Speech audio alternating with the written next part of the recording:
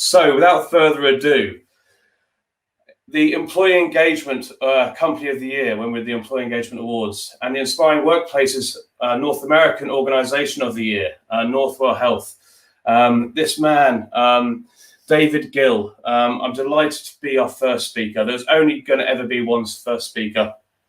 His areas of expertise include employee engagement and retention, talent identification, performance management, and employee development. You might have actually seen the Northwell Health logo in the background of the first COVID vaccination that went into somebody's arm in North America very recently. Today, David is an AVP of Employee Experience at Northwell Health, where his commitment to making it a great place to work led them to winning, as I said, the Inspiring Workplace of the Year in 2020.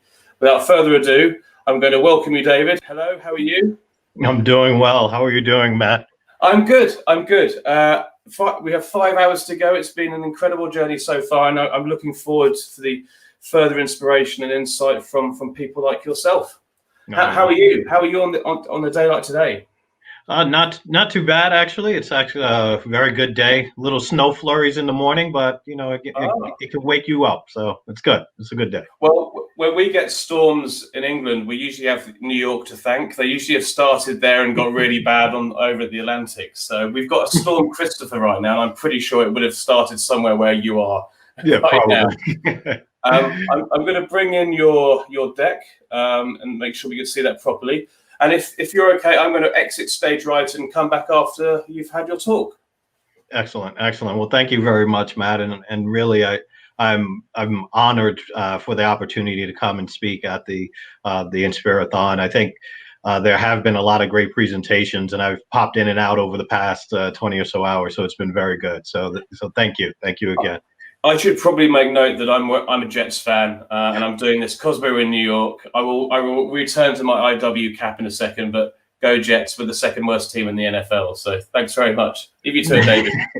No problem. I won't hold it against you. I wouldn't.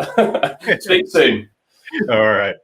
Well, thank you very much, everyone, for this opportunity. I think Matt said it best when looking back on the impact that 2020 has had on a lot of organizations. It pretty much has redefined how we work. What I want to share with you today is a story of Northwell Health, some of the challenges that we've experienced, but most importantly, how we look to support our team members through it. So just let's call it a quick understanding of who Northwell is. We are located in the New York metropolitan area. We have over 23 hospitals, and they range in location from what we view to be Sleepy Hollow all the way out to Riverhead, Long Island.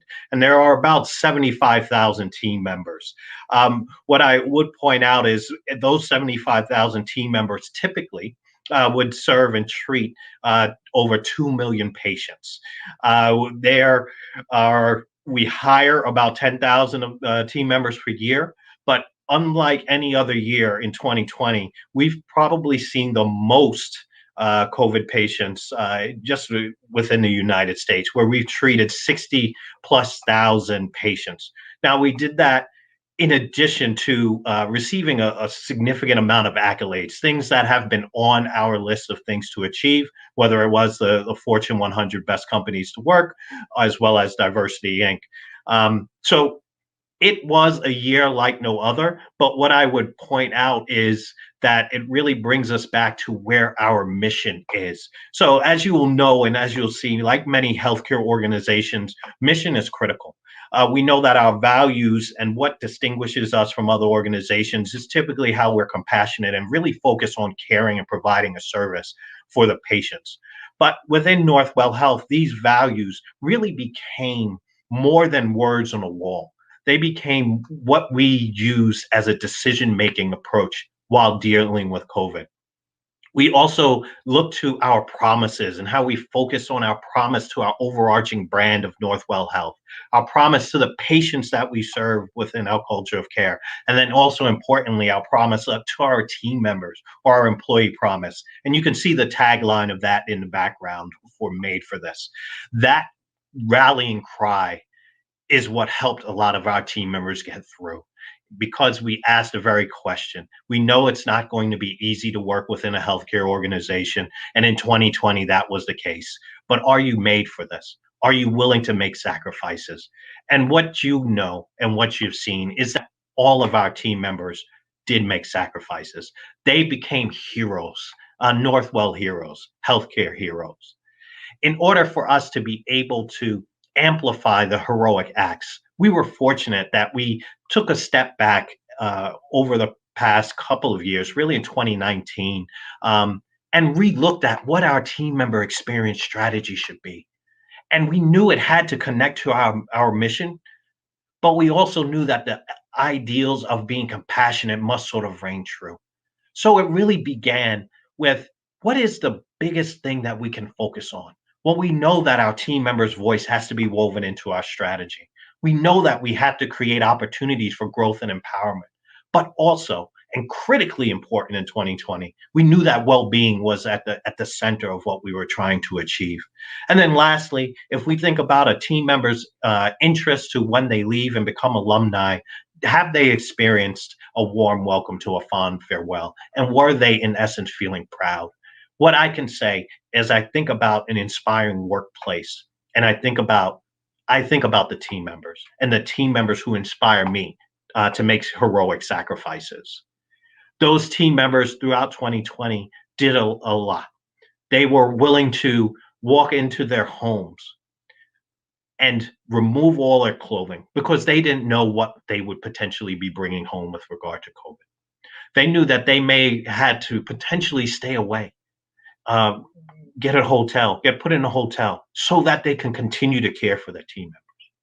And now, all in the midst of all of this, somewhere in between, we were operating somewhere in between a pandemic as well as civil justice. Those things had an emotional impact on our team. And we used those very moments to ensure that our team members felt supported. We knew that there were a few things that we had to do immediately.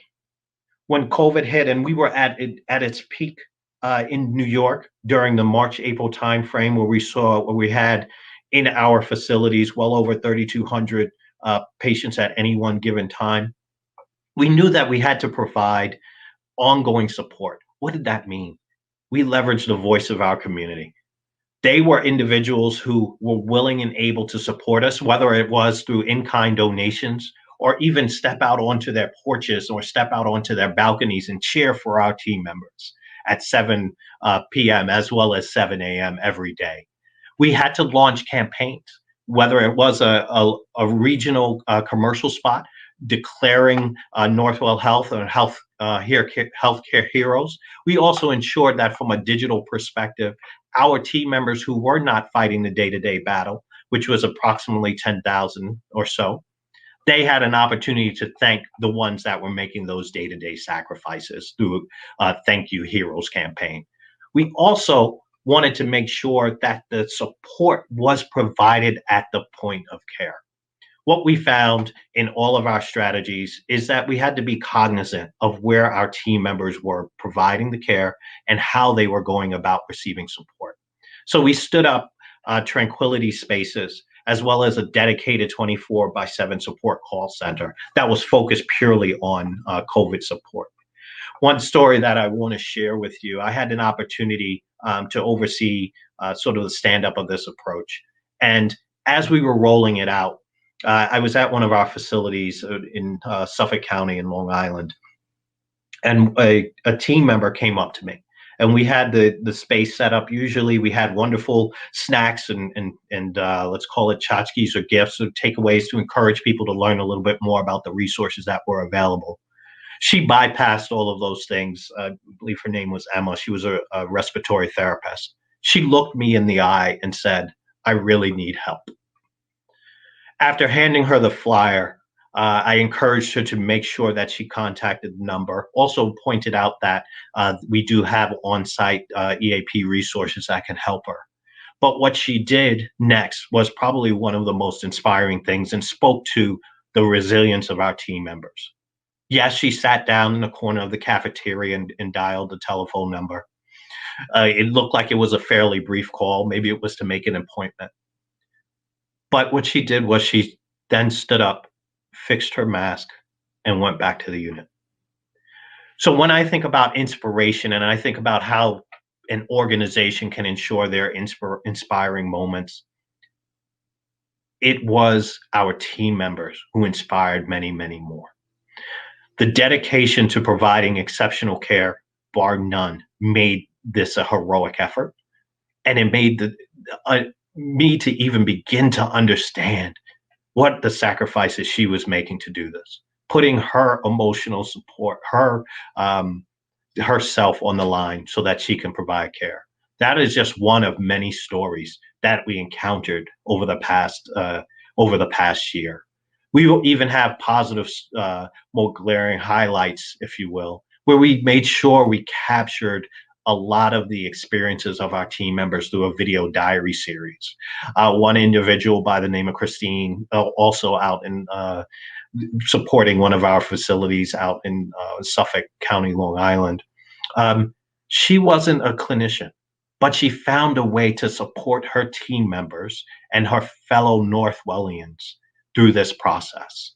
So the inspiration was truly came from each and every one of our team members. So we did what you would expect, and many healthcare organizations have done. We made sure that they or understood what resources were available. We provided time off, provided added bonuses, but we also looked for ways to be a little different and meet team members where they were.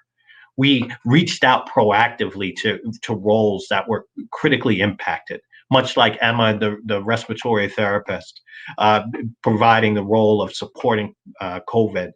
We know that role, we never truly had enough respiratory therapists, and probably right now don't either. But that role was critical to the support and to the fight that has just occurred.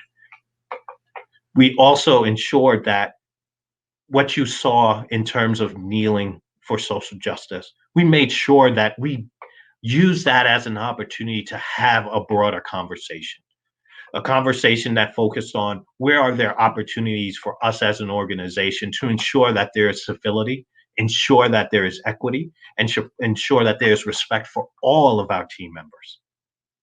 That is no easy task. We know that living in a location in the heart of the New York metropolitan area, we are very diverse, and through some of that diversity, there come some challenges. But we had to make sure that if you are a team member, you can be truly yourself. You can be. We do things that are truly together, and we ensure that when you walk into our walls, you are truly cared for. But that's not the end of it. Throughout the process, whether we look to enable recovery through those activities or even look for opportunities to sustain it, we ensured that listening was a continuous component. Whether we were surveying team members to identify other opportunities, such as additional critical roles, or even build out programs from those results. We also looked at what people were reacting to and what impressions they had via social media.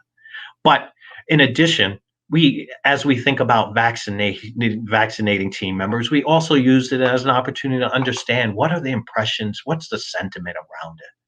So through it all, if I think about 2020 and where we began, let's call it the most challenging part of the year at the end of February, beginning of March, it really leveraged our values, leveraged how we looked at our team members, but most importantly, leveraged how we thought compassionately about what their needs were.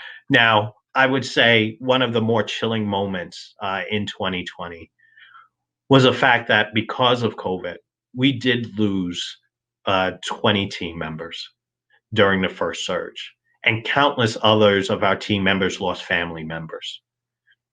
As a moment to offer us a start to the recovery process, we did host a memorial to honor them, but more specifically for the family so that they can start the grieving process and know that they are part of a larger Northwell community.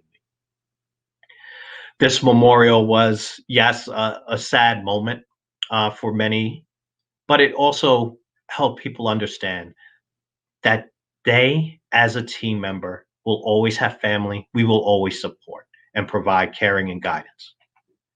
Now, I would be remiss to say that although there were solemn moments in 2020, there were also moments of pride.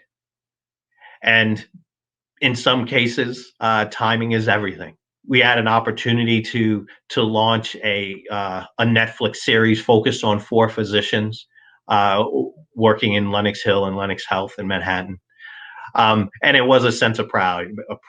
Many team members at home, they had an opportunity to let's call it stream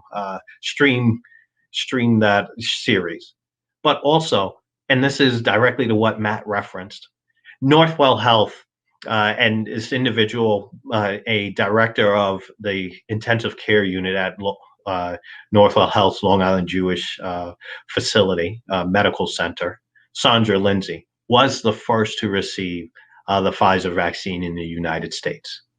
And quite honestly, it was less of us choosing her, but more of her understanding that this was an opportunity to lead, an opportunity to inspire others.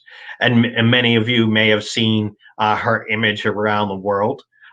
She's also had an opportunity to go to a very limited New Year's Eve celebration in Times Square, which is unprecedented, as well as be featured during some of the inaugural procedures later on today. But it's through her leadership, as well as the leadership of many others, that speaks to what an engaged workforce looks like, and then specifically what that looks like here at Northwell. But that's only the beginning for us. That only starts us toward healing. It's hope that is at the center of it all. We remain focused that this challenge that we refer to as COVID-19 is something that can be fought, and it can be fought through the support of our team members and it being done together. But what I would add is throughout the year, and as we continue into 2021, there are a few things that really ring out as true. Yes, we do remain focused on continuing to listen, but there's also those opportunities to build those ongoing inspiring moments. So if we looked at some of the top 10 inspiring moments for our organization, it was really our ability to continue to meet our team members wherever they were on the recovery journey. Use it as an opportunity to recognize and empathize the impact that they had, but also the impact of this experience on them. And then lastly, where there are opportunities for well-being and listening, be sure to listen with a compassionate ear so that you too can build a unique experience for all of your team members.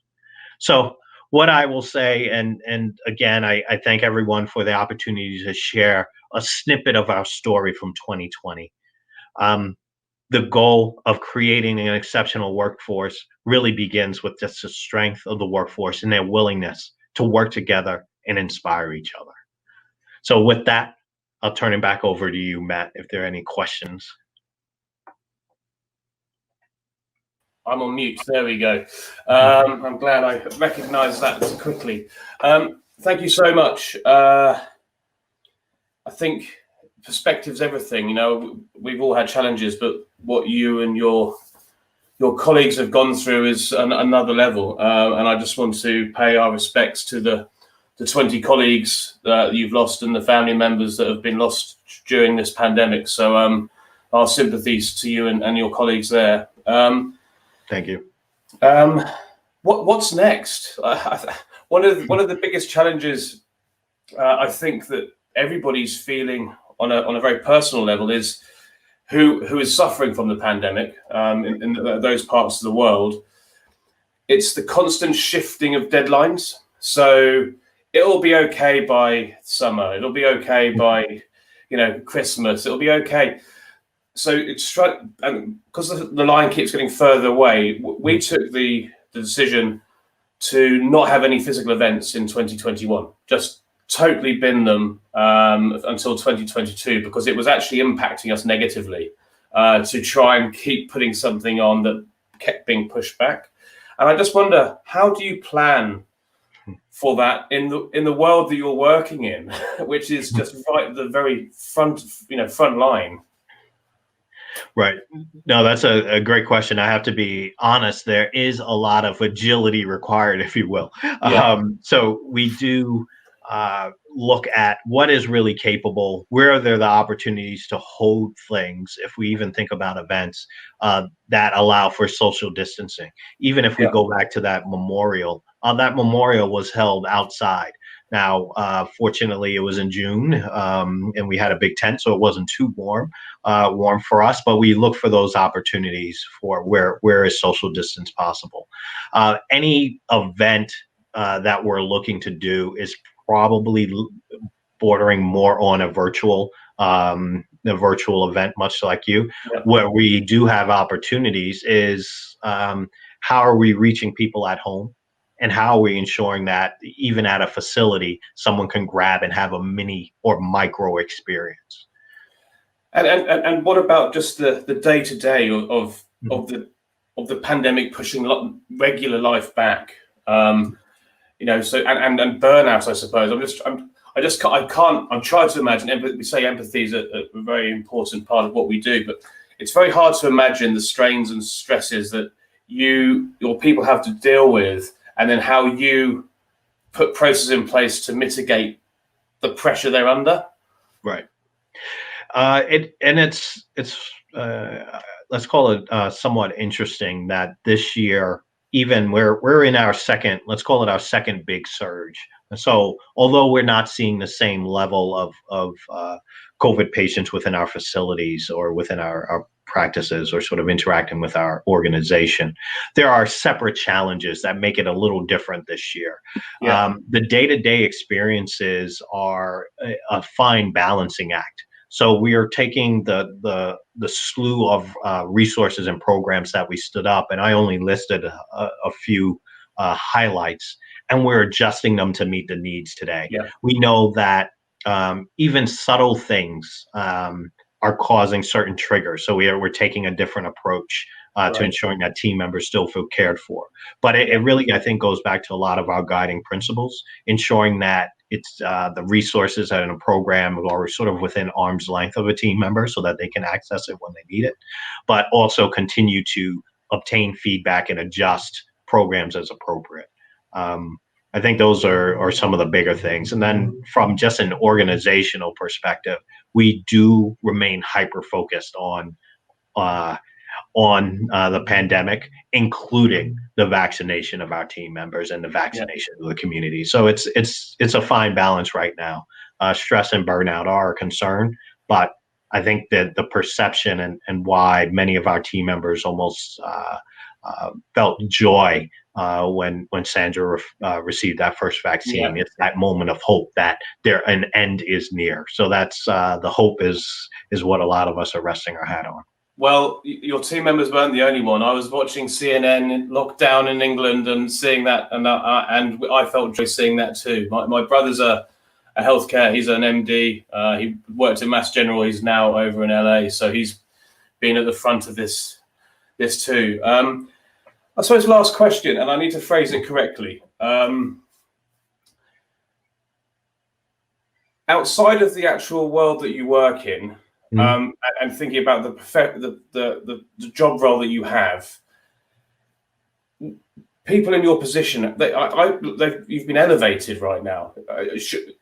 You've been put right in more than you should. You always should be at the heart of everything a business does because people matter, and focus on people, and we know the results that happen to a business and its performance. But have you felt like you've been elevated even higher into the C-suite in your business now? Do you think that will remain once the pandemic goes away?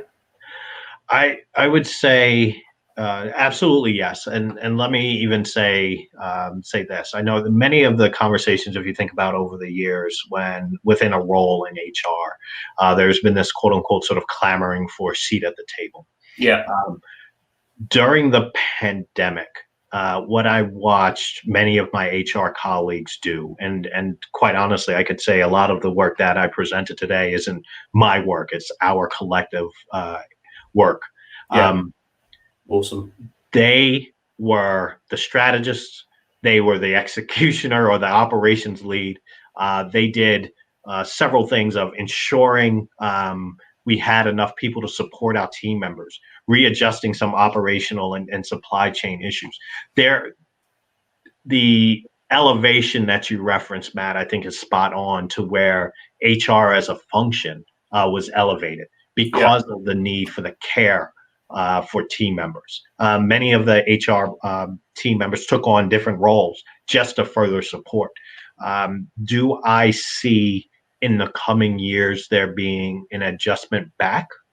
I would say no. I think this has just been a tremendous opportunity, even I would say personally within my role, that it really highlights the need for the team member voice to be critical and for team members' well-being to be even more important. Yeah. Well, you talk about defining moments. This cuts through. Everybody has been impacted by this, so the message gets through to those people who control the budgets. Look. I just want to say thank you again. Really trying to get to New York. I'm trying to get to many places, but sadly, it's just my living room at the moment. And has been for the past 9 months. I wish you and all your colleagues to be safe and well as much as you can, and to thank you for your heroism for what they are doing on the front lines right now. And I look forward to seeing you in happier times. And I really appreciate you giving up your time today on such a historic day in America. No, thank you. Thank you very much again for the invitation and welcoming us to share our story. I do look forward to maybe 2021 where we can all be together again. But thank you. Thank you very much. And thanks, David. Thank you.